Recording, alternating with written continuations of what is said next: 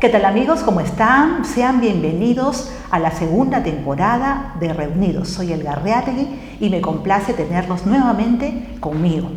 Para este primer programa tenemos a una invitada muy especial. Se puede decir que es la escritora de moda en Valencia y más allá. Me estoy refiriendo a Norma González Peralta, que nos tiene mucho que contar. Yo muy contenta de tenerte, Norma. Buenas tardes a todos, encantadísima de estar con Elga porque es una persona tan especial aquí dentro de la cultura valenciana, porque siempre estás promocionando a la gente, ayudando con tus reportajes y tus brazos abiertos siempre para todos nosotros, así que te lo agradezco muchísimo. Gracias por estar de moda.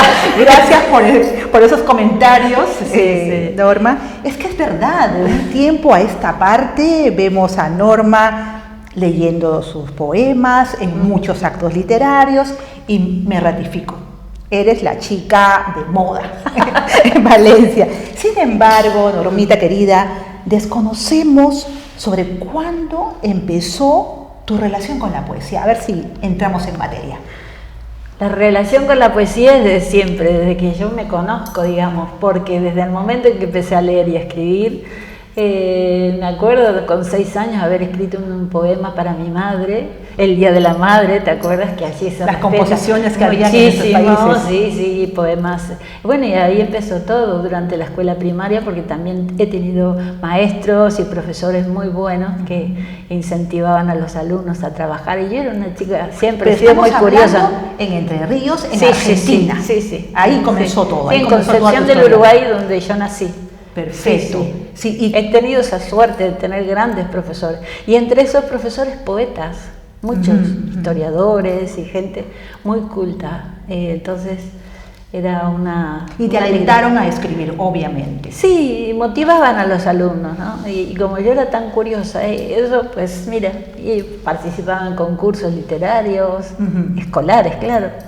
Y bueno, recibí varios premios. Sin embargo, no te decantas a la hora de escoger una carrera, no te decantas por la literatura, sino por la filosofía. No, filología. Filología, yo he hecho filología inglesa allí, en la Escuela Normal Superior de Profesorado Mariano Moreno, que fue la segunda escuela normal de todo el país, o sea, es aquellas escuelas fundadas por Sarmiento, tan históricas, él siempre preocupado por la educación, que había que educar al soberano, y también vinieron muchísimas profesoras de Estados Unidos en aquella época en que él fundó esta escuela, y muy preocupados por la educación de la mujer. Y bueno, entonces allí, te digo, recibí una muy buena educación, y es muy conocida la ciudad por ese afán por la educación. Es un símbolo. Sí. Digamos que soy licenciada en filología inglesa, he estudiado muchísimo la literatura inglesa, la literatura norteamericana. Sí, eso lo he visto. Y bueno. ¿Y cómo vienes aquí a Valencia? ¿Cómo que te instalas en esta parte del Mediterráneo? ¿Cómo la elegí, a Valencia la elegí. ¿La elegiste? La elegí. Primero estuve en el año 88, vine a estudiar alemán, a Bremen, y el norte de Alemania. Y vi aquel despegue que estaba teniendo Europa en ese momento, y pensé, porque la situación política siempre es inestable en aquellos países de Latinoamérica, entonces era un tema, y nosotros estábamos muy bien, en una buena posición económica, digamos, porque trabajábamos mucho, y decidimos venir a España para que tuviesen los hijos un futuro mejor, claro, más tranquilo, y que hubiese un control un poco en las calles y todo eso. Y bueno, es así, como elegí Valencia, no me equivoqué. No te equivocaste, yo tampoco me equivoqué. Estamos igual en ese sentido. Sí, creo que es el mejor sitio. Ahora que tú has hablado de literatura y de tu afán por la traducción y todo lo demás, tú realizaste una investigación muy importante sobre la poeta Emily Dickinson para la Universidad de Valencia. Sí. ¿Por qué tu interés en su poesía? Me publicaron este libro, La poesía temprana de Emily Dickinson. ¿Por qué ella?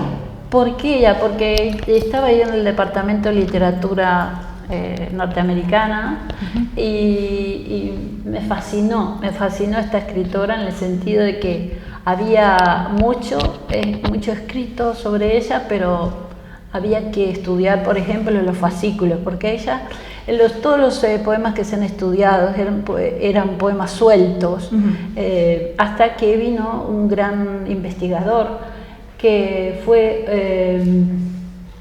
fue ordenando los fascículos de acuerdo al tiempo o el orden en que ella había establecido en un momento dado, porque después que murió hubo un lío mayor con los sucesores, los que heredaron, ¿no? Sí. Bueno, es una historia larga.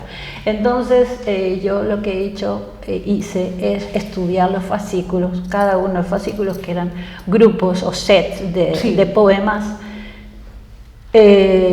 uno por uno, y buscaba el link que había o la unión que había entre unos y otros, ¿no? La unidad semántica a lo largo de todos eso. Estudié los 40 fascículos, cada uno tiene entre 16 y 29 poemas, así que imagínate, son muchísimos. ¿Cuánto tiempo te demandó? 10 años estuve 10 estudiando. años de tu vida en eso. Sí, bueno, 10 años no son 24 horas, quiere decir que... porque hay Pero que me refiero investigar, y no había material, y no había material para... Pero me acuerdo de ver los primeros pasos que di fue ir a la Universidad de Castellón, que justamente tenía los facsímiles, y los fotocopié, me acuerdo, y estuve pasando lo que ella había escrito a mano, dándole en el ordenador, bueno, en fin. Muy delicado. Y entonces solo se ha publicado esto, el primer fascículo, la poesía temprana de Emily Dickinson, ¿no? En su comienzo. En su comienzo. Con mi tutor, Paul Derrick, y la traducción es de Ana María Brígido, la traducción de esos 22 poemas que conforman ese primer fascículo que tradujo al español. Digamos que es el primer estudio así en español. Yo lo hice...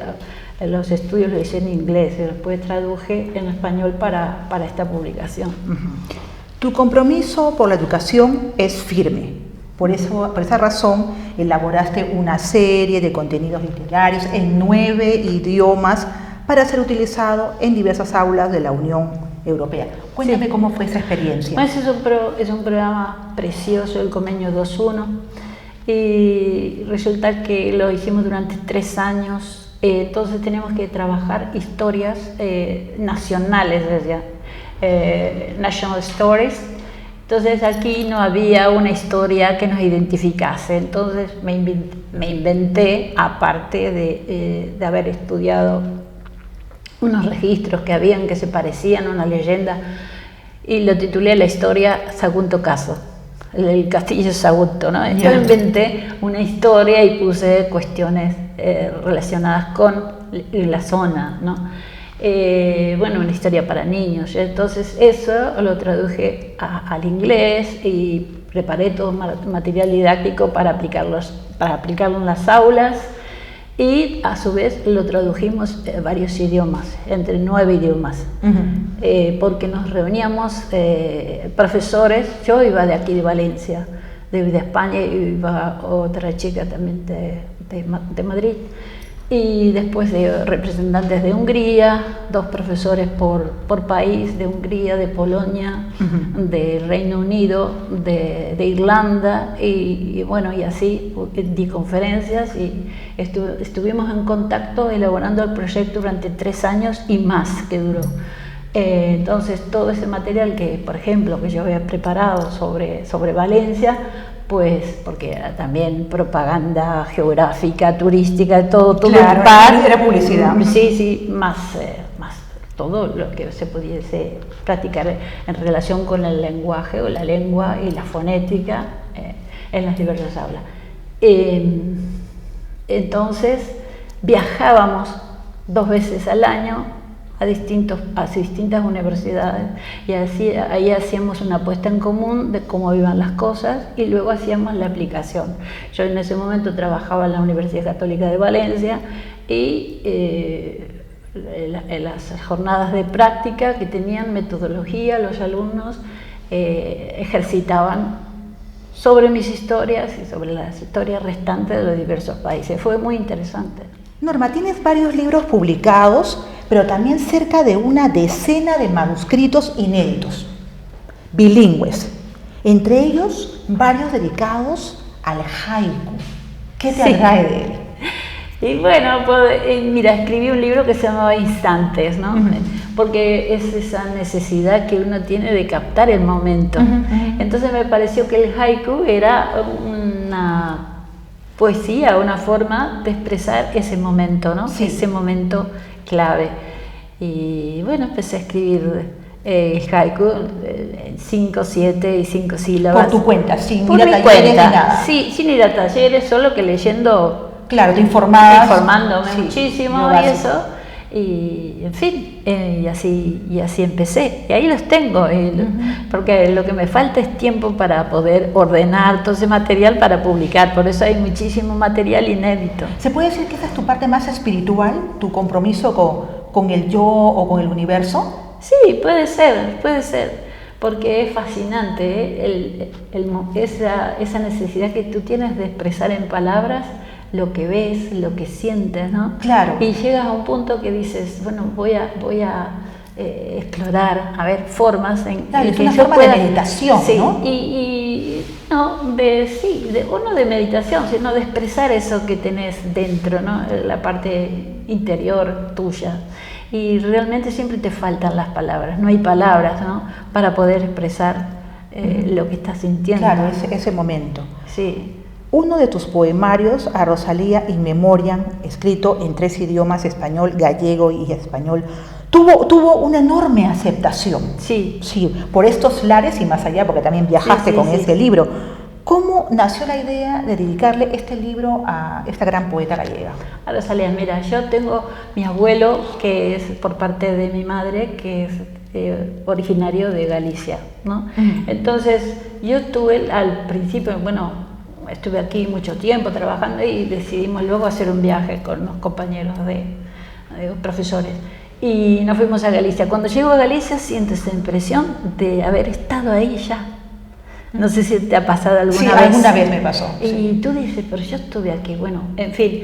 Y digamos que con Rosalía yo ya había conectado mucho antes, porque durante las clases, pues yo hice filología hispánica también aquí en la Universidad de Valencia, entre comillas, como un hobby y como algo que yo le debía a mi ser, ¿no? Especializarme en filología hispánica. Y tenía un profesor, un poeta grandísimo, un poeta gallego, nacido en Lugo, que es Arcadio López Casanova, y resulta que tenía literatura moderna con él y me hablaba de Rosalía y hablamos de Rosalía, hacíamos intercambio con aquellos escritores de Sudamérica, bueno, yo también estaba mayor y charlábamos, ¿no? Entonces él siempre se preguntaba el hecho de por qué Rosalía había sido tan ignorada en la historia literaria, no solo de España, sino alén de los mares. Y la prueba está que yo fui ahora el año pasado a Buenos Aires y presenté el libro en el Centro Galicia de Buenos Aires, y allí sí que hay una biblioteca que se llama Rosalía de Castro y todo eso, y algunas personas tienen idea de Rosalía de Castro, pero en general no. Claro. De hecho, en los planes de estudio, en el colegio secundario, yo he visto que se tratan muchísimos poetas y a lo último aparece Rosalía de Castro como un detallecito. No mencionaba nada. Entonces yo empecé a estudiar Rosalía, te digo, y estoy encantada con Rosalía. Especialmente este libro está inspirado en Follas Novas, este segundo libro que ella escribe en galego, porque el primero era Cantares Gallego, de 1853, si no me equivoco, o 63, ahora estoy con la fecha, y este Follas Novas de 1880. Y que ella ensalza ese espíritu gallego, esa defensa de las pobres gente, de la gente que emigra, de la gente que se tiene que ir para buscar, no sé, un mejor pasar, una vida mejor.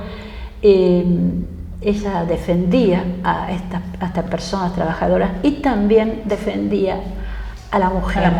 Y ella estaba en contra de este espíritu romántico, barato, de las mujeres, ¿no? Ella decía, lo dice en el primer poema de Follas Novas, ¿no? Yo que no le canto a las flores que ¿qué soy yo? ¿Qué soy? ¿Romántica? No. Entonces, realmente ella digamos que nos adentra en lo que es la concepción asociativa de la poesía, lo que luego pasará en Francia con Verlaine y va a influir en muchísimos poetas, Rafael Alberti, Jaime Gil de Viedma, incluso los hermanos Machado, también. Antonio y Manuel, Jaime Gil de Viedma, ¿quién más? Bueno, muchísimos, porque fíjate vos que Antonio Machado tiene un poema que se llama, ¿cómo se llama? Pero bueno, tiene un poema, Rosalía, que se llama tuve un clavo clavado en el corazón, y él dice, tuvo una espina clavada en el corazón, Antonio Machado. O sea, ella influye muchísimo, no solo en los bueno, Rubén Darío también influye en Rubén Darío, porque en Cantos de Esperanza, pues él en Invernal, en Azul, en Invernal, pues él tiene un poema que es muy parecido a un poema de ella, de A orillas del Sar. En fin, quiero decirte que es una persona que es para... tenía la mente abierta, no era la pobre, triste, desolada, llorona, como se le quiere etiquetar. No, era una mujer valiente y decía muchas cosas que querían la sensibilidad a lo mejor de las clases dominantes, sí, los que tenían el poder, ¿no? Bueno, muy interesante la figura de Rosalía para mí. Sobre tu poesía, la más profunda, vamos a decir, hay 2 poemarios tuyos que han salido a la luz este año, 2024, Con el tiempo roto, ¿sí? ¿O me equivoco? Con el tiempo roto, escrito en español, inglés y valenciano. Ese está por salir. Ese está por salir. El que está calentito, el que acaba de salir ayer, ¿no? Que acabas de recibir, es Abre la ventana y quiero ver el mar, en español, en inglés y en gallego. Sí. A ver, danos un adelanto con el tiempo roto, que dice que ya casi lo tienes. El tiempo roto, bueno, ese es un poemario que yo lo escribí durante la pandemia. Durante la pandemia escribí muchísimo, la verdad que me salvó un montón. Y bueno, resulta que tengo un amigo, un profesor, que es muy buen fotógrafo, es un artista. Entonces, él me enviaba fotos que iba haciendo, porque él vive en Borbotó, en un pueblito pegado ahí a Godella. Y resulta que él me enviaba fotos preciosas de la naturaleza, porque él podía salir ahí, estaba más libre, digamos, enfrente de su casa hay un campo, entonces salía, hacía fotos, me enviaba las fotos, entonces yo hacía poemas según me inspiraba al ver esa foto. La imagen. Entonces están los poemas en español, él los ha traducido al valenciano y yo lo he traducido al inglés. Entonces es un poemario trilingüe, viene a ser. Bueno, ese va a salir ahora. Es tu característica, ¿no? Porque los haces en más de un idioma. Sí, digo porque en inglés, porque así también la voz... Llega a todos. Llega a todos, es internacional, no lo sé. Y lo voy a dedicar al pueblo de Borbotó, y lo presentaremos ahí seguramente en el mes de noviembre. Así que, bueno, vamos a ver. Y finalmente, Norma, ¿qué ha encontrado una poeta argentina en el Mediterráneo? Ha encontrado inspiración, ha encontrado vida, ha encontrado aire respirable, aire puro, y he encontrado todo el afecto de la gente que me quiere, de tantos amigos, de tantos poetas. La verdad que estoy encantada aquí. Y la inspiración es continua, como decía Borges, ¿no? Uno es poeta 24 horas, ¿no? Porque es como que tenemos el combustible. El combustible, ¿no? Que nos alienta para seguir y seguir. Norma, ha sido un placer enorme tenerte aquí. Realmente te hemos escogido por la cantidad de gente que ha pedido saber más de ti. Y realmente ha sido muy grato conocer tu historia y sobre lo bien que te ha tratado Valencia. Muchísimas gracias y mucha suerte. Muchísimas gracias a ti, y lo mismo te digo, que sigan tus éxitos en todos tus proyectos, porque la verdad es que eres También. Incombustible. Amigos, De eso se trata la vida. Sí, de verdad que sí. Amigos míos, espero que les haya gustado el personaje, su historia, la literatura y ese saborcito argentino que nos ha dejado Norma. Soy Elga Reategui, esto fue Reunidos y no olvides suscribirte a este canal porque cada vez somos más. Muchísimas gracias, nos vemos.